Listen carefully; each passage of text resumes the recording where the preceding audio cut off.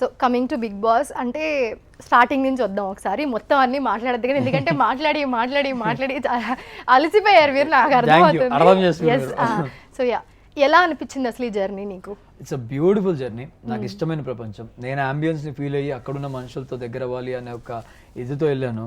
So నేను అనుకున్న దానికి రెట్టింపు లవ్ నాకు బయట ప్రపంచం నుంచి వచ్చింది. సో ఇంతమంది లవ్ నిజంగా మాటల్లో చెప్పలేను. సో ఒకేసారి ఆ తెలియని హ్యాపీనెస్కి నేను సల్యూట్ చేయాలి అండ్ అందరికీ హార్ట్ఫుల్గా I love each and every one. మీరు ఇచ్చిన లవ్ అండ్ సపోర్ట్ ఎప్పటికీ మర్చిపోను. ఎంటర్టైన్మెంట్ డబుల్ ఇద్దాం. ఎంతమంది వెనక ఎన్ని కోట్ల మంది? అందరూ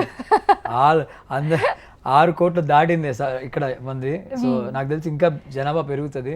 సో ఆ లవ్ అలానే ఉండాలి. ఇక్కడే కాదు, నాకు తెలిసి బయట నుంచి కూడా వేరే రాష్ట్రాల నుంచి కూడా వేరే ఫ్రెండ్స్ అంటే నా కాలేజ్ ఫ్రెండ్స్ వాళ్ళకి ఏంటంటే తెలుగు రాకపోయినా నేనున్నంతసేపు వాళ్ళు చూసేవాళ్ళంట. నాకు కాల్ చేసి చెప్పారు అంటే రాజస్థాన్ నుంచి కొంతమంది, కల్కట్టా నుంచి కొంతమంది, బీహార్ నుంచి కొంతమంది, ఢిల్లీ నుంచి కొంతమంది, ఇంకా నాగ్పూర్ నుంచి కొంతమంది, ఇట్స్ లైక్ షిమ్లా నుంచి కొంతమంది. It's like oh my God, వాళ్ళ వీడియోస్ వచ్చాయి నాకు.